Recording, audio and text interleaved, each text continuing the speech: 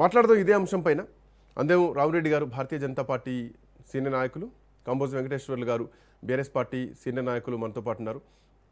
ముందుగా కాంబోజ్ గారి దగ్గరికి వెళ్తాను. కాంబోజ్ గారు, సో మీ పని అయిపోయింది, ఇక మా పని మొదలైందని చెప్పేసి నిన్న కవిత ఒక ట్వీట్ చేశారు. సో టీఆర్ఎస్ పార్టీ యొక్క భవిష్యత్తులో అధికారంలో రాబోతోంది, బీఆర్ఎస్ పార్టీ పని అయిపోయిందని చెప్పేసి ఆమె ట్వీట్ చేస్తున్నారు. ఈ ట్వీట్కి రెస్పాన్స్ ఏమైనా ఉందా మీ దగ్గర? Good afternoon Raju. Good morning Raju. Good morning. Good morning అండి. ఎవరు ఏం ట్విట్లు చేసినా మనం జంకాల్సింది వంకాల్సింది ఏం లేదు.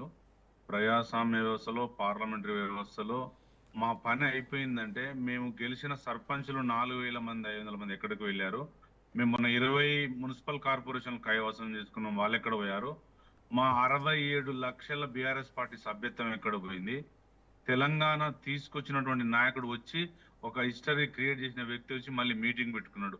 నేను ఏమంటున్నంటే, మీరు మీటింగ్ పెట్టుకున్నటువంటి మీ మీటింగ్ లో ఎవరన్నా గుర్తింపు టిఆర్ఎస్ పార్టీగా అడగడం లేదు, ఒక వ్యక్తిగా అడుగుతున్నా, ఎవరన్నా మీ పార్టీ స్టేజ్ మీద ఉన్న వ్యక్తి ఒక గుర్తింపు పెట్టుకున్నటువంటి వ్యక్తి ఉన్నాడా? ఏ వ్యక్తి అయినా పోయి ఒక ఓటు అడిగితే వేసే వాళ్ళు ఉన్నారా? మీ దగ్గర ఏమైనా వార్డు మెంబర్లు ఉన్నారా? మీకు జాతీయ పార్టీ అసలు మీకు ఎలక్షన్ కమిషనే పర్మిషన్ ఇవ్వలేదు. మీరు లాస్ట్ 1 yearకి వెళ్ళి మొత్తం చూస్తే టీఆర్ఎస్సీఏ కానీ, టీఆర్ఎస్సీ కానీ, ట్రస్ట్ కానీ, దేనికి కానీ ఎలక్షన్ కమిషన్ పర్మిషన్ ఇవ్వలేదు. మీ ప్రయత్నం ఏందో మాకు అర్థం కావడం లేదు. ఇంకొకటి ఏంటంటే, నేనేమంటున్నా, మీరు పార్టీ పెట్టుకోరు కానీ మీ చేసుకోవాల్సిన ప్రయోజనాలు చేసుకోరు. మా మీద ట్విట్లు చేస్తే మీకు ఏం రాదు. మేము ఇంకా ఎగిసిపడే కెరటం లాగా లేస్తాం.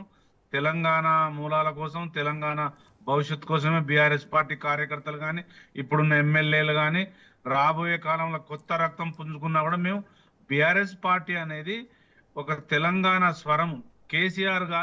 కేసీఆర్ కు దొరికిన ఒక వరం. బట్ ఇదే బీఆర్ఎస్ పార్టీ ఉద్యమ కాలం నాటి బీఆర్ఎస్ పార్టీ వేరు, తెలంగాణ రాష్ట్రం వచ్చిన తర్వాత ఒక ఫక్తు రాజకీయ పార్టీ లాగా మారినటువంటి బీఆర్ఎస్ పార్టీ వేరు. ఉద్యమకారులందరినీ మీరు పక్కన పెట్టారు. ఉద్యమకారులకు కనీసం ఎమ్మెల్సీలో లేదంటే రాజ్యసభలో ఇవ్వలేదు.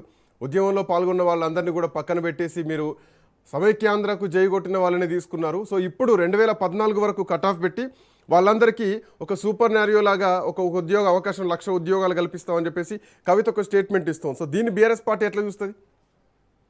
ఇప్పుడు మా పార్టీలో జరుగుతున్నది ఆమె గ్రహించి చేస్తున్న మాట అది. ఇలా